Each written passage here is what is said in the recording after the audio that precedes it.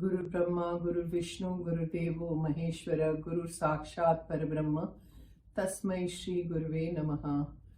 ओम भवतापप्रणाशिन्ने आनंद घनमूर्ते ज्ञान भक्ति प्रदायिन्ने मातस्तुभ्यं नमो नमः। जय मां।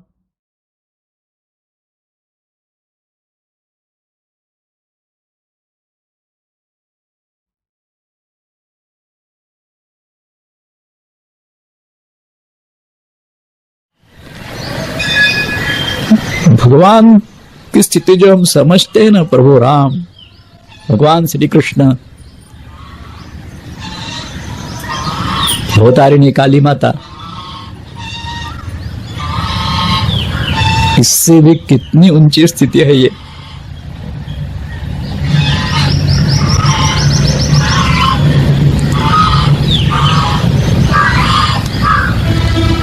इसलिए कल जो हमने बात की ना, ये संपूर्ण अवतार है। तो पूर्ण और संपूर्ण में फर्क क्या है,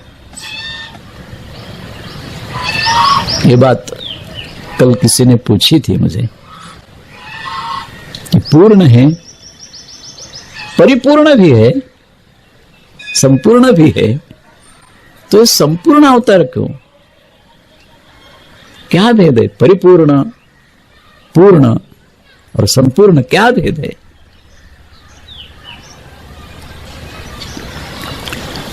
पूर्ण जो है वो एक जाति का रहता है। पूर्ण की एक जाति है। समझो, यहां आम रखे हैं, किसी ने कहा कि जाओ उस कमरे के आम उठा के लाओ, यहां उठा के लाए। पूरे लाया? हाँ, पूरे लाया। तो पूर्ण जो है ये विशिष्ट संख्यावाचक, इसमें कुछ अवशिष्ट नहीं रहा उस जाति का, इतना ही भाव रहता है। तो पूर्णत्व जो है, तो पूर्णत्व में जाति सापेक्षता रहती है, जाति निरपेक्षता नहीं रहती। तो भगवान पूर्ण है ऐसा क्यों कहते हैं? जितना कुछ हम जानते हैं वो सब उनमें है, लेकिन हम जानते नहीं ऐसा। और भी हो सकता है, वो स्वयं व्याप्ति उसके बताते समय शास्त्र भी कहता है कि तुम्हारी समझ में पूरा विश्व आ जाएगा, लेकिन वो विश्व से भी परे है, तुम्हारे समझ में आएगा नहीं। इसलिए तुम्हारी पूर्णत्व की कल्पना इस व्यक्त विश्व से जुड़ी हुई है। इसलिए मैं कहता हूं कि पूर्णत्व जो है जाति सापेक्ष है, जाति निरपेक्ष नहीं है। व्यक्त विश्व से ही उसकी कल्पना जुड़ी है। फिर परिपूर्ण, तो परिपूर्ण जो है वो भी पूर्ण से अलग नहीं है। परिपूर्ण पूर्ण से अलग नहीं है। क्यों? कि पूर्ण विशिष्ट जाति सापेक्ष है। इस प्रकार के अनेक जाति सापेक्ष पूर्णों को इकट्ठा किए तो परिपूर्ण होता है। परि का अर्थ होता है, परिगादी शब्द आप जानते हैं, सभोताल। परि माने सभोताल के प्रदेश में। तो जितने पूर्ण हो गए उनका सबका समाहार, सबका एकत्रीकरण, ये परिपूर्ण होता है। कि ये जो परि है उसमें सब संपूर्ण क्या है?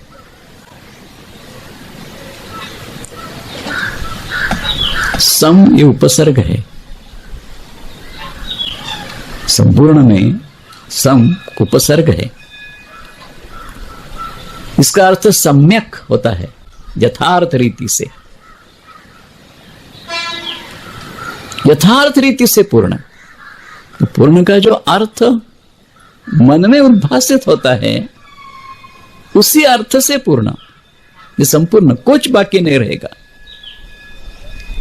अथवा व्युत्पत्ति की दृष्टि से देखेंगे तो संपूर्ण अवतार हम क्यों कहते हैं, इसकी ये वजह है, स इसका अर्थ होता है परमात्मा, परब्रह्म तत्व स्वयं। स माने वो परब्रह्म तत्व।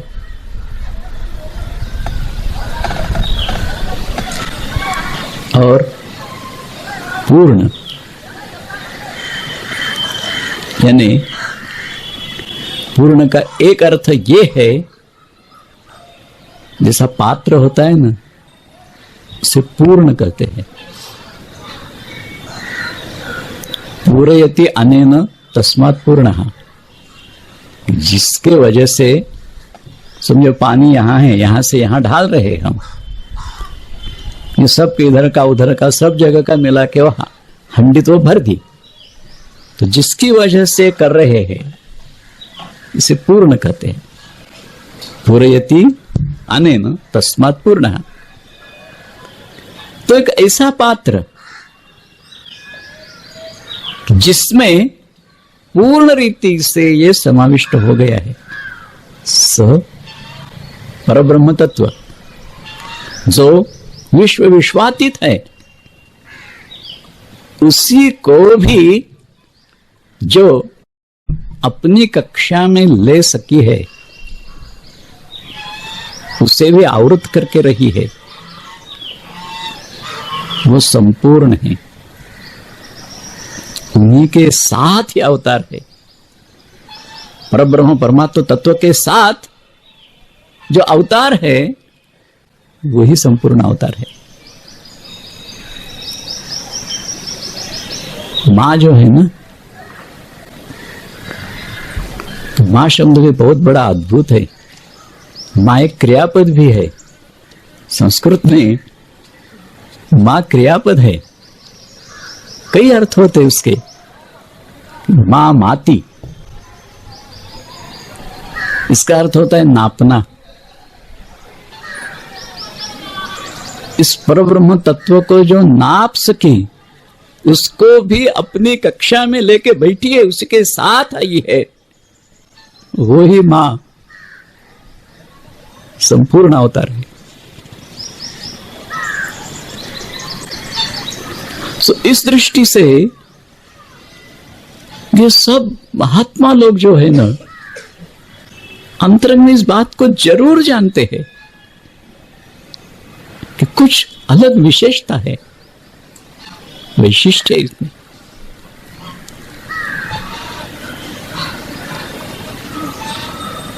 मां तो हमेशा अपने को छिपाए रखती थी। मैं पिताजी आपकी बच्ची है, ऐसे हर एक को कहेगी। दो महात्मा मैंने ऐसे देखे हैं कि मां की इस बात पर भी उनका बिनतोड़ जवाब है।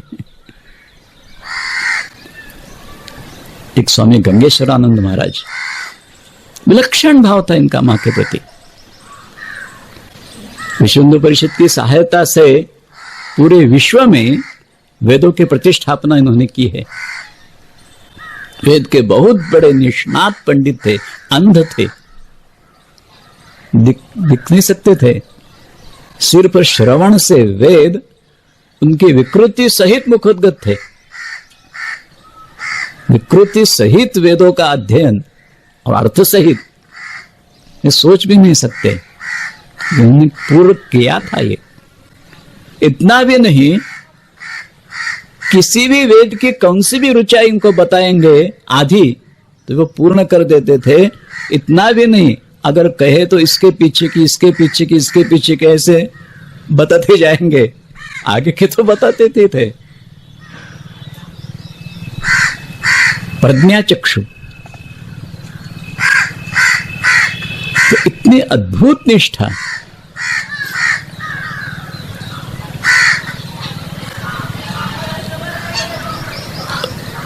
तो मां के कई आश्रमों में इन्होंने वेद प्रतिष्ठापना की ही है। उस संबंध में उनके एक भक्त पूना आश्रम के जो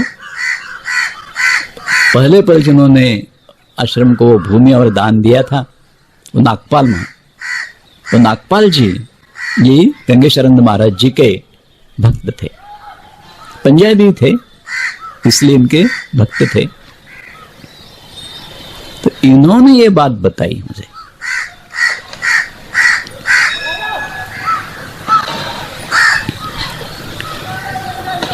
वो कहते हैं जब ये कार्य गुरुदेव का शुरू हो गया कि विश्व में जगह जगह चारों वेदों की प्रतिष्ठापना करना, और जब ऐसा प्रसंग उपस्थित हुआ कि मां के आश्रम में भी प्रतिष्ठा करनी है, तो थोड़े से हंसे वो कहते हैं आश्रम में तो मां हर एक आश्रम में विराजमान है ही, तो और दूसरी प्रतिष्ठा किसकी करेंगे? वहां तो वेद प्रतिष्ठा है ही, स्वयं पूर्ण ब्रह्म नारायण है। फिर भी उन्होंने बताया, गंगेशरंद महाराज जी को नागपाल जी ने बताया कि आप पूना तो आ ही रहे हैं, इस समय मां भी पूना में है, तो आप जरूर वेद प्रतिष्ठा कीजिए। राजी हो गए। उस समय उनकी आयु करीब 90 साल के ऊपर की थी, विकल हो गया था शरीर, बैठ नहीं पाते थे, उनको तख्त पर लिटाया जाता था, लेकिन वैसा ही प्रवचन करेंगे, व्याख्यान करेंगे, अस्खलित। तो पूना आश्रम में जो अभी झिलिया भगवान का मंदिर है, उसके सामने का जो हॉल है, वही ये कार्यक्रम हो रहा था। वेद की प्रतिष्ठा हो गई, सब कुछ हो गया, महाराज जी लेटे हैं।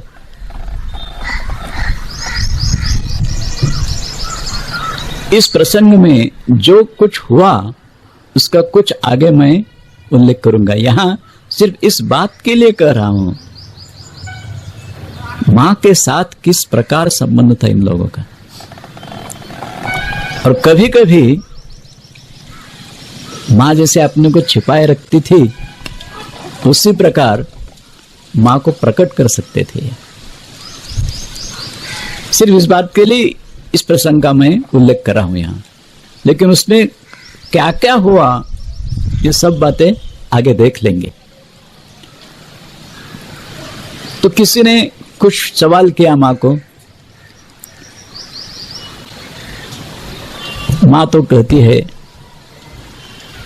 गंगेश्वर जी के हाथ पर अंगुली निर्देश करके कहती है कि बाबा, पिताजी आप कहिए। वो कहते हैं महाराज कि मां आपसे सवाल किया है, आप ही जवाब दीजिए उसका। मां हमेशा जैसे उन्हें कहती है, देखो बाबा, इस बच्चे को तो लिखाया पढ़ाया नहीं, लिखना सिखाया नहीं, क्या बोलेगी बच्ची। तो कहते हैं कि कैसे सिखाता था, पढ़ाता था, बच्ची तो पहले से एमए होके आई है। मां है ना, तो एमए होके आई है, कैसे सिखाऊंगा पढ़ाऊंगा आगे। हंसते हंसते मां एकदम चुप हो गई। मां को इस प्रकार प्रकट कर सकते थे महात्मा लोग। विश्व जननी हो तुम, अगर बच्चे होती थी तो पढ़ाते थे, सिखाते थे, आप कैसे सिखाऊं।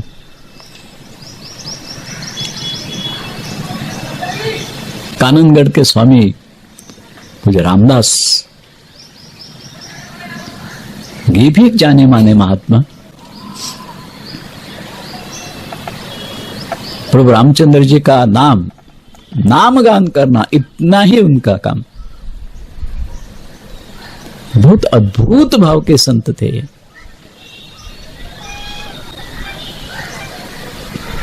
जिस क्षण मन में आया कि प्रभु रामचंद्र जी का नाम लेते लेते उनकी खोज करेंगे, ऑफिस का कामकाज करते करते ऑफिस में बैठे हैं, घर में भी नहीं गए, वैसा छोड़ दिया काम, निकल पड़े बाहर। प्रभु रामचंद्र जी की खोज में। आगे की इनके जीवन की बातें बहुत अद्भुत है। यहां निर्देश में इसलिए कर रहा हूं कि मां के साथ उनका जो संबंध, मां की कीर्ति सुगंध वैसे तो अपने को छिपाए रखती थी, लेकिन फूल बंद करके रखा तो भी उसकी सुगंध आती तो है, देखने में नहीं आएगा लेकिन सुगंध आती रहेगी। उसी प्रकार महात्माओं के मुख से मां के संबंध में जान गए हैं और मन में बहुत बड़े अभिलाषा थे कि मां से मिले।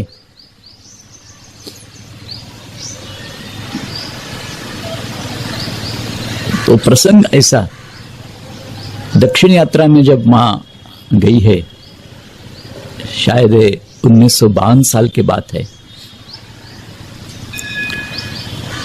तो उस समय महात्माओं के साथ ही हरिबाबादी सब महात्मा थे, अवधूत जी थे, उन्हीं को साथ लेके दक्षिण यात्रा में निकली है। तो पद्मनाभ जी के मंदिर में जब आए हैं, तब ये रामदास जी इनको पापा जी कहते थे। तो पापा जी को जब मालूम हो गया कि पद्मनाभ जी के दर्शन के लिए मां आ रही है, तो तुरंत वही गए, खबर दी ने, कुछ ने दर्शन लेने के जाना है।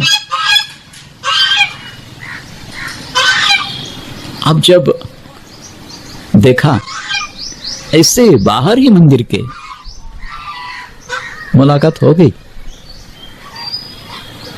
वो प्रसंग भी बहुत अद्भुत है, लेकिन उनकी तरफ मैं अभी नहीं जाऊंगा। फिर बाद में उन्होंने विशिष्ट रीति से मां के साथ एक आयोजन किया बैठक का, दिल खोलकर बातें हुई इन दोनों की।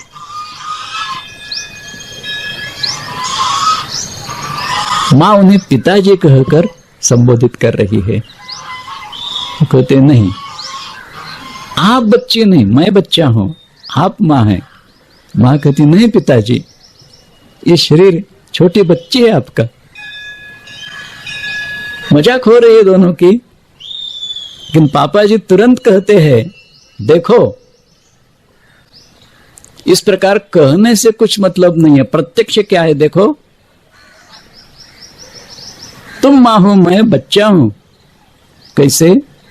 तो देखो मेरे मुंह में दांत नहीं है, आपके मुंह में है, इसीलिए मैं बच्चा हूं और तुम मेरी मां हो। मां इतने जोर जोर से खिलखिलाकर हंसी उस समय। तो ये प्रकार, इस प्रकार का भाव, हंसी मजाक में भी अपने को पिताजी कहलाने के लिए तैयार नहीं है ये, मैं बच्चा हूं आपका।